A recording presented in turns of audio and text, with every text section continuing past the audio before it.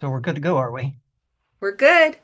Okay, well, so I just wanted to thank everyone. I think I saw Rachel and Adrienne and Laura there tonight, in addition to DeWitt and Daryl, correct? So in a minute, I'm not going to be able to see my screen because I've got everything on Excel, so I can read it out. So I really want to thank everybody for coming. Slani, I think you've already got up my Stuckness and Gaps cover sheet, right? It's a brief intro. All right, so I don't really think of this as a Dharma talk. So for me, it's more in the line of sharing. The title for my sharing tonight is Stuckness and Gaps, and probably for the next 30 minutes or so, I will share personal stories of one place of being stuck and the gaps or openings that let me move on from it. To get the ball rolling, did folks get to read my expanded reflections and farewell prayer? And sorry, I can't see people shaking heads or no. I'm in the process of putting together a farewell binder to have by my bedside if and when, if I ever wind up in a hospice or palliative care. For the most part, it summarizes my life and my value sets, and it would be a gift if visitors would read it to me, especially if I'm in a catatonic transitional state, and that can happen. Way back, I visited a very dear friend and mentor in hospice. The family left a hymnal, with pages marked to sing to her, and it was a very moving thing. So my prayer was not required reading for tonight, but footnotes 12 and 13 in the expanded version would give you a brief intro into my life in the past few years. So Lonnie, let's pop slide 2, the salt shaker, please. All right. Just a quick disclaimer. And it's important for me that you please take anything I say with a grain of salt. As far as I know, I've never had a confirmed Kensho. I have no aspirations to teach or provide guidance, and I no longer have aspirations to host a meditation group.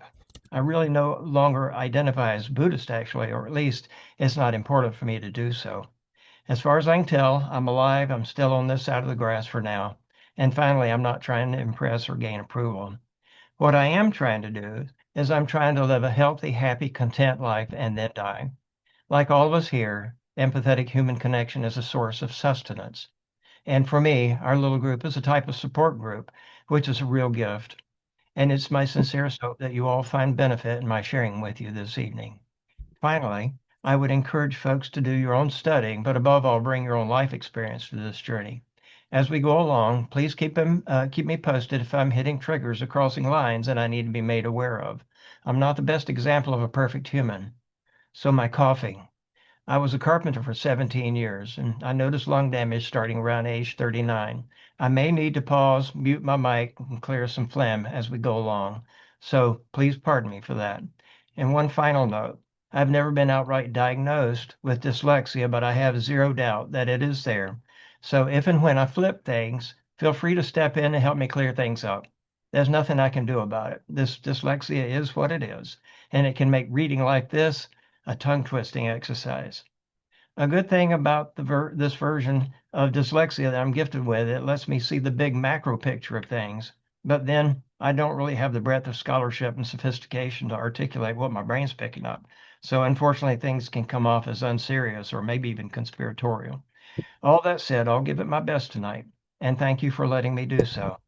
I have enough life experience for more than one presentation discussion.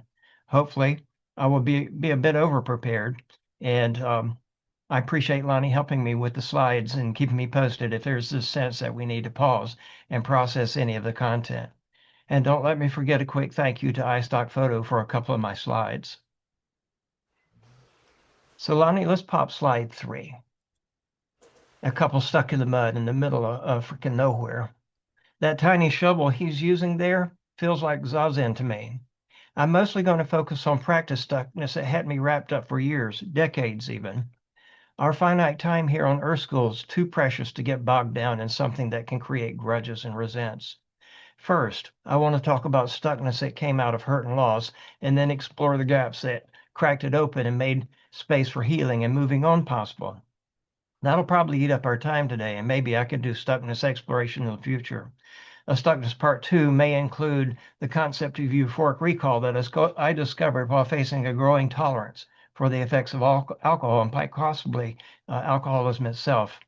You have to have a grasp of euphoric recall to see the stuckness that came out of my early sesshin experiences.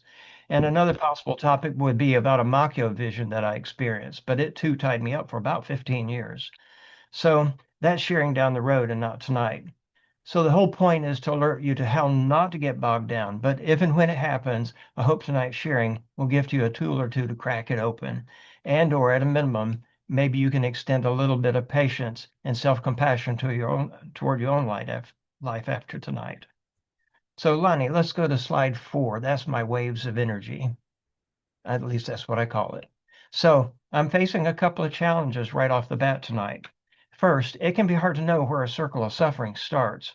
After all, our lives are the result of the love of thousands, and the energy tied up in our stuckness may not actually originate with us directly. I like this photo here. I would call this first and largest set of concentric rings to be the energy of my great grandparents. The energy of their lives and memories are almost completely dissipated, but probably and very likely still live in my own genetic switches. The circles after those would be my grandparents. Then next, my mom and dad, followed by Sis and I, then my 2 nephews. And the suspended stone is about to start the energy of my grandniece. Her name's Maddie. So where does a circle start? Where does stuckness start? That's one challenge. And then the other bug is having to use our cumbersome subject-object duality language to bridge into unity speak. With all that said, let me do this, and in spite of being a bit nervous here. Lonnie, let's go to slide. Not the right one. I didn't get up to the top. Pardon me. Let's see. So I call this segment Hurt and Loss. I want to start with a personal story and stuckness that I landed in for a long time. To do that, I need to give you a little backstory of how I landed in Zen practice in the first place. Solani, let's go to 5A. That's Germany, 1980. Oh, that's Dachau. Yeah, Sorry. there we go. That's Germany, 1980. I'm in the brown coat with the blue sweater with that white zipper. I had a lot of hair back then. There was a saying in my youth, if you don't believe in something, you'll fall for anything. I think that goes back to Eric Davis, but I'm not certain. Alexander Hamilton had a similar quote too. It was a pivotal thing in my youth and Christian years as we glommed onto it. Christianity melted for me ages 20 to 21 while I was a German major at Georgia State University. During the summers of 1980 and 81, I went to die FAU, that's die Friedrich Alexander Universität in Erlangen, West Germany. It was hosted through the Georgia Studies Abroad program and the Auslandsamt, that's the Foreign Exchange Office of the Fred Alexander University. Lonnie, let's go to 5B there. That's my Dachau pick. This photo here is the administration and mess hall building. During those 2 summers, I made 4 visits to Hitler's first concentration camp called Dachau, started in 1933, in addition to museums, memorials, cathedrals, former monasteries, as well as lovely mountains, German villages, and what have you. Those 4 visits to Dachau have literally shaped the trajectory of my adult years. In 1980, the trip with my class had the song Jesus Loves Little Children echoing my thoughts. So Jesus loves little children, all the children of the world, red and yellow, black and white, they're precious in his sight. Jesus loves the little children of the world. After walking on that sacred ground and all that suffering and struggles baked in the cake there at Dachau, I just felt perplexed. It was like, oh, really?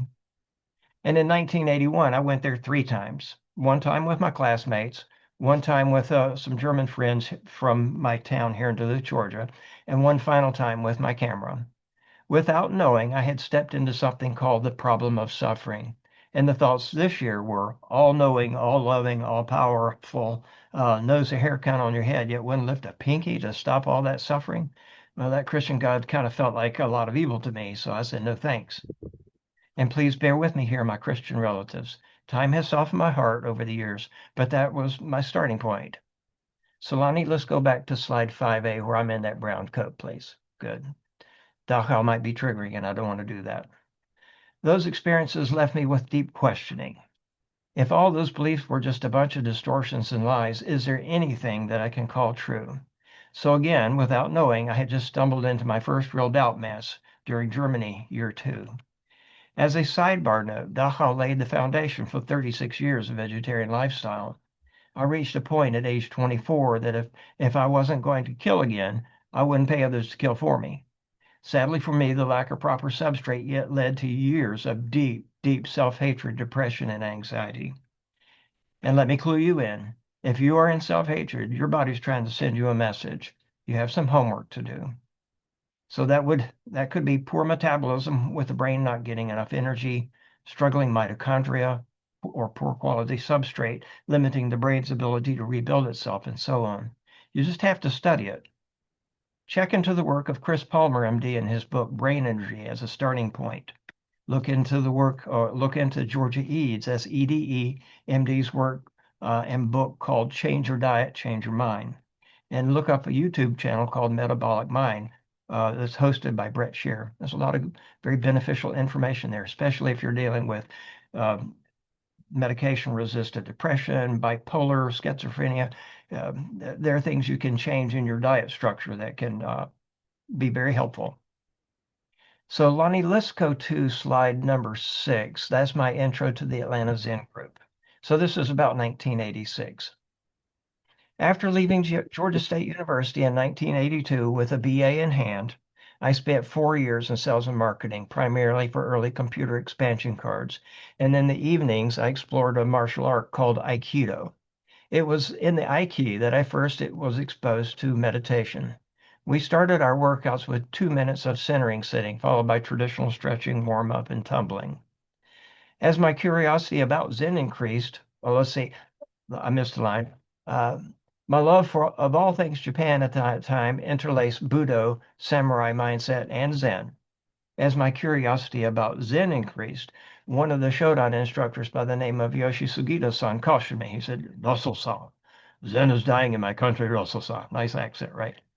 You need to be very careful there, Russell-san.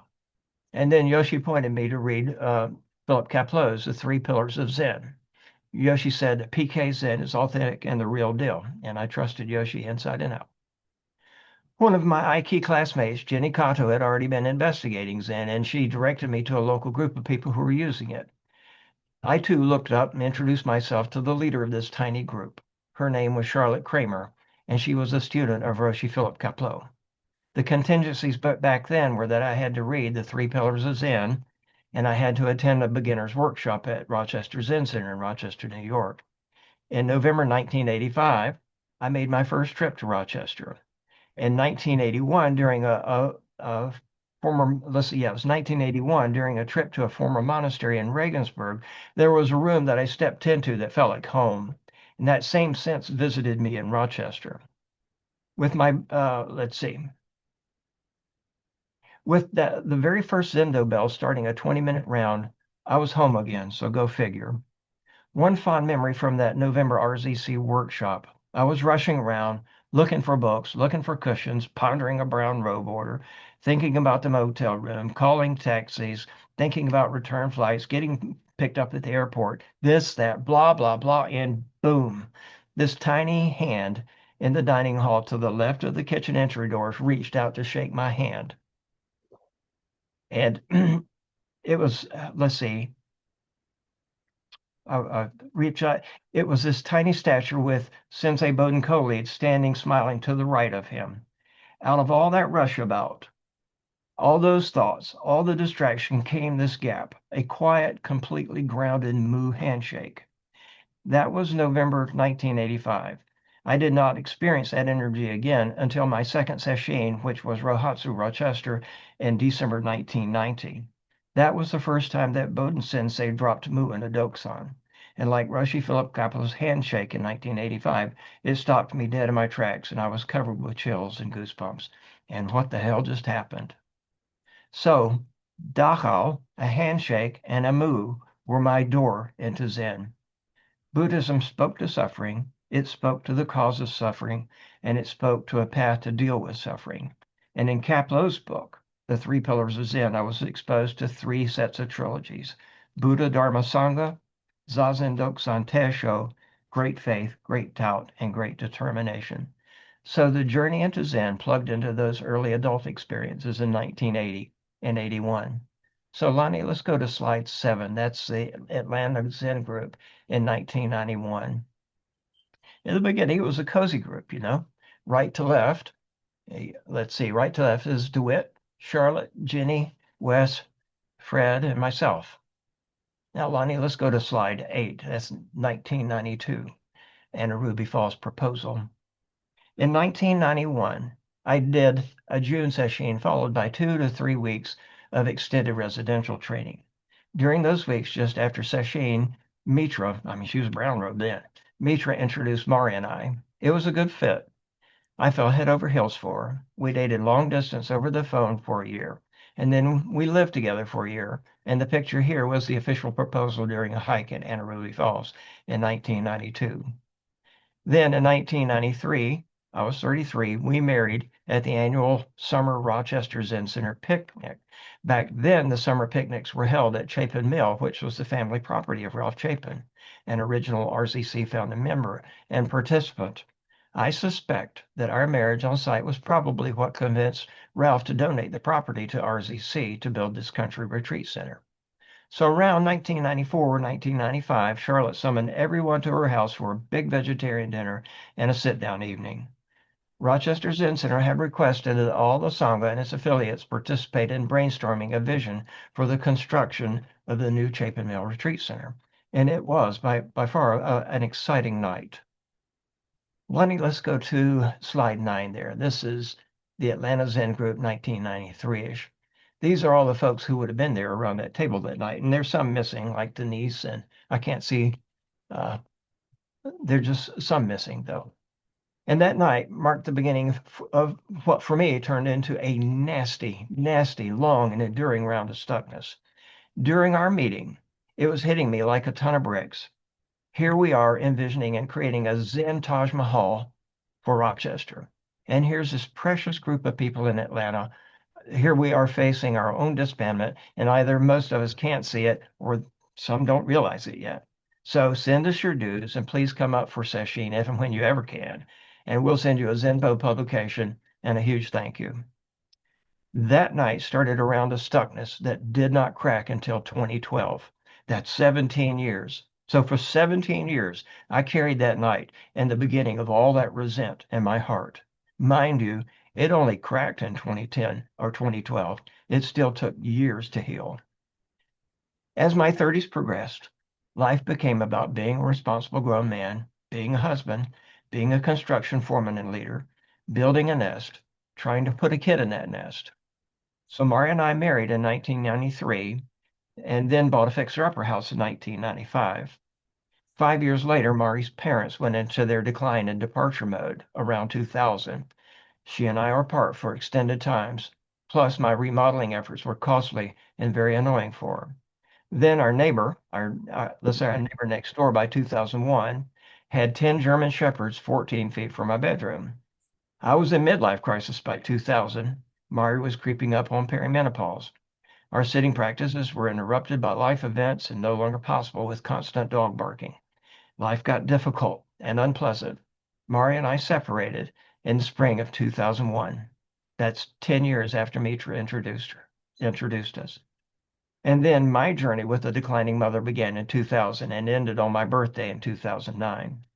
My grieving for mom lasted 4 years. In 2010 to 2011, somewhere around there, I started sitting again. So the decade in my 40s had no zazen at all. And my journey back into Zen started around age 51. Then my dance decline started around 2017 and ended in 2025. That was age 56, 57 through age 66. That was 9 years for mom's decline and almost maybe 9 or 10 years for dad's. Lonnie, let's go to slide 10. This is Roshi's gravesite at Chapin Mill. That's Roshi Kapleau, mind you. Now, I really do not recall when the real crack occurred, but somewhere I stumbled across a picture of a group of people in Rochester that included Kapleau, a bunch of other participants, and Ralph Chapin with an enormous big smile on his face. And when I looked at that picture, what did I see?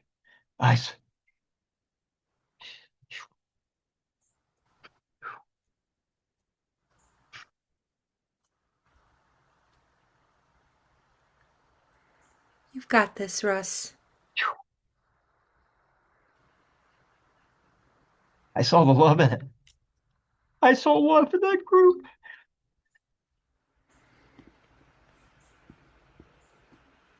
And it was the same love that was in the Atlanta Zen group.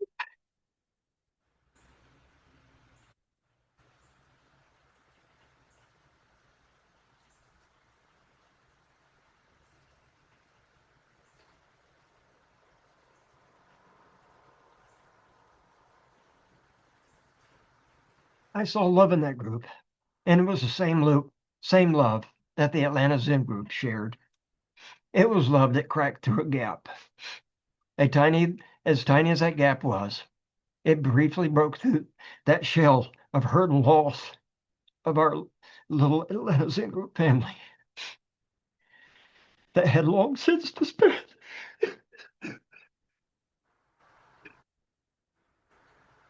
I'm sorry, y'all.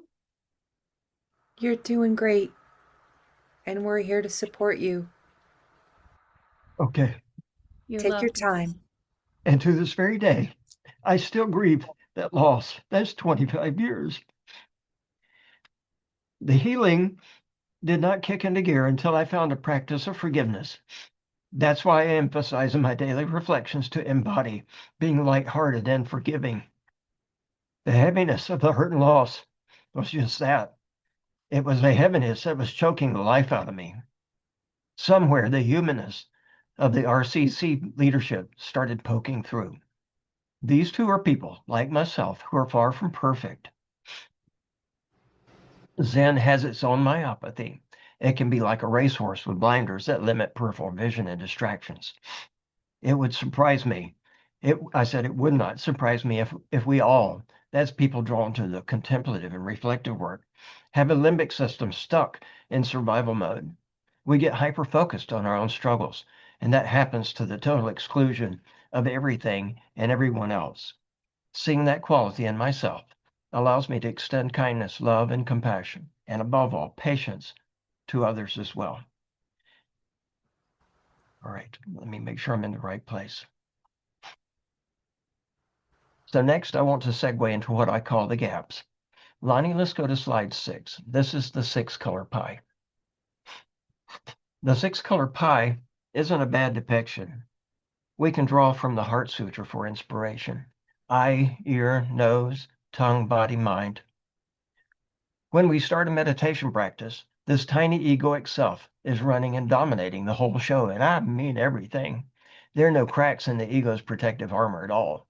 And it's even less likely that we have had the tiniest glimpse into the nature of consciousness. It puzzles me why nature even created this thing, this tiny, egoic, controlling, dominating stickiness. It even tries to appropriate sitting practice. Sometimes, as we begin, we stumble into an extended out breath with a long pause to it, and we may have a quiet moment. Nothing spectacular. It's so mundane it's not even noticeable. But mostly because of what we've read about enlightenment, we're expecting an enormous dynamite explosion, at least as far as experiencing the absolute is concerned. But mostly because of what we've read about enlightenment, we're expecting but mostly because what we've read about enlightenment, we're expecting an enormous dynamite explosion. I've already read that line. Sorry about that, y'all. But what we really get is this almost imperceptible neutral place. This is one reason why breathing fits Zazen so well. Breathing is neutral. I've heard this idea over the years, and whom to credit for, I honestly don't know. Lonnie, let's go to slide 12. That's the 6-color pie with gaps. As our work progresses, the gaps do and will happen. What triggers them? A family emergency can momentarily crack the pie, like all the hardcore caregiving for my dad as he lived with dying. A picture or memory can cause a crack, like seeing the love in the RZC picture. LSD, psychedelics, anesthesia may cause a crack and maybe a huge momentary gap, like my post-knee surgery and experiences I talked about in footnote 12 on my expanded daily reflections and farewell prayer.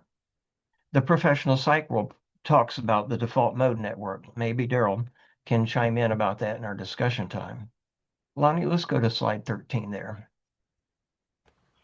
Okay, so a tiny gap, a tiny glimpse, is not a Kensho Kaboom dynamite that we spend our time or have spent our adult lives chasing and hoping for. Okay, so it's not a Fleur Courtois and Anastasia Vesling intense unity consciousness moment. I totally get that. But the gaps, these momentary porous moments, can be transformative and help us live more content and compassionate lives. Lonnie, let's go back to the six color pie with the gaps. Pardon that. I pause and hesitate not to discount the work of the gaps and the glimpses into the nature of the infinite, or perhaps the infinite glimpsing us via our finite temporary slice of consciousness. The question for me arises, can heart wisdom, this prajna heart, be accessed in our daily goings on? Is it even accessible until the kensho happens? Is it part of long maturation work to tap into it? Can we tap into this energy source? So on that, I'm mildly optimistic. Based on my experiences, heart wisdom does not have access to words. Heart wisdom does not know separation. Hell, for that matter, the infinite, if the term means anything, may not know anything except for what it can know through us. I've got to move my cursor. Heart wisdom does not know subject object. Heart wisdom doesn't have access to time. Heart wisdom has no dimensions. It's dimensionless. So is it even realistic or to suspect that it can be tapped into at any level? How can we learn from it? Is it even possible to learn from it? As I mentioned in note 12 on my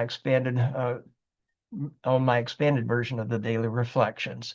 Coming out of the anesthesia from the knee surgery popped a huge gap for me. I'm just guessing that it lasted 30, maybe 45 minutes. I've never experienced presence like that in my life. It wasn't presence as a noun, it was presence as verbing. All I could do was sit there and pray, do a hodgepodge of chants, and voice moo. And the deep calm, too, was no noun. Rather, it was deep calm as verbing. Dad's life was hardcore unwinding in the months following my knee surgery. There was absolutely nowhere that I could run and hide. His debilitation needs were very, very high, and I learned the meaning of surrender. It's not the surrender of capitulation. This is surrender and learning to align your heart with your deepest place. Other gaps pop too, like deep peace as verbing. I was grounded beyond imagination. It was grounding as verbing, deep love, love as verbing, balance was verbing. Many of the embodied characteristics in my prayer were in the gaps, but they too were not nouns, but verbing. For better or for worse, all those began tapering off after Dad's just not one more breath. Plus, once he left, my body cratered with COVID and I was bad sick for 6 weeks. The gratitude is still palpable, and even that gratitude was gratitude as a verb or verbing. And sadly, my grief and grieving are very real. Who knows? Maybe it was all a bunch of brain stimulation due to sleep deprivation and being in fight, flight, freeze mode for 11 months. All I know is that this went on for months after my surgery. Lonnie, pop slide 14 for me for a moment. Yeah. So this is Dad's Not One More Breath. So I was tuning pianos for a music festival. I'm gonna freestyle here for a moment. And I got the call, that his breathing had changed. So what they were describing is a type of breathing called Chain Stokes. And they told me I needed to get to the hospital. So it was about 5 miles away. And it was in the afternoon, so it was rush hour, and I had to cross railroad tracks. So what was sitting on the railroad tracks? There was a train. And so I didn't get to the hospital in time. But you know, when I walked in, this is what greeted me. So Lonnie, go back to slide 12 briefly with the six color pie. There you go with the gaps.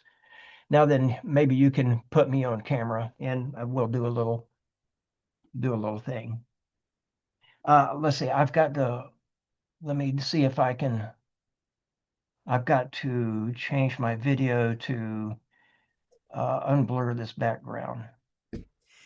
And Russ, do you want me to stop the recording now, or what would you like to Let's say do? after I do this part, if you'll keep Okay, your mic on, that'll be beneficial. absolutely. And I'm going to pin you right now. Okay, perfect. So let's see. Let me get my cursor right. So this may be goofy, but I made a 1960s style. Can people see my 1960s style on the camera? Okay, got it.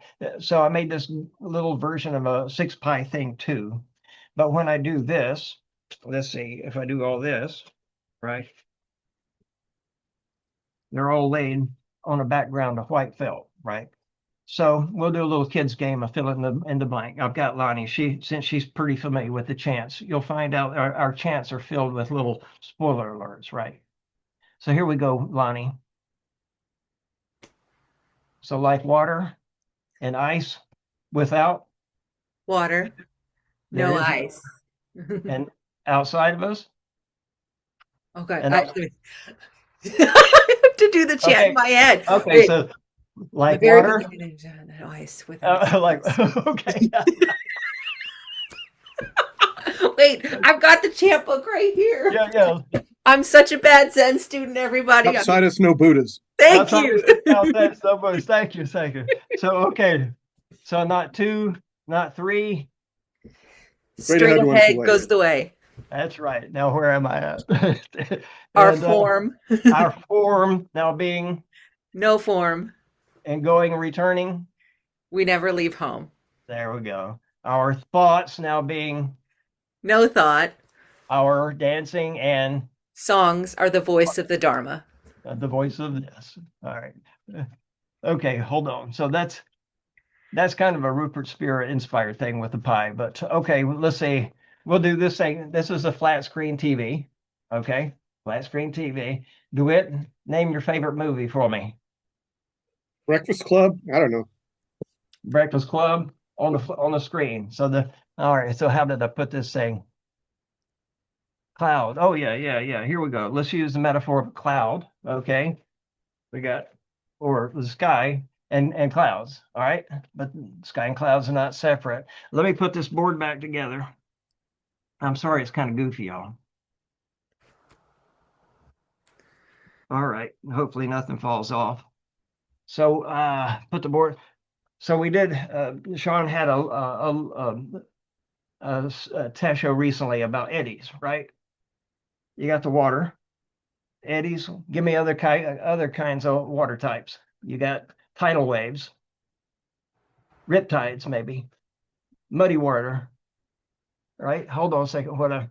But the water doesn't know any of that. The water is just the water. The water's not separate or anything. Is that making sense? Okay. And then a line from the Sin Sin Ming, in this not two, all is the same, with nothing separate or outside. And anybody want to add to the goofy pie? That's okay. Maybe we should. I'm kind of a visual learner here, so hopefully it wasn't too annoying. So how are we doing on our time, y'all? So about 31, 32 minutes, right? Mhm. Lottie, why don't we stop the camera there and and Okay. and do a little discussion?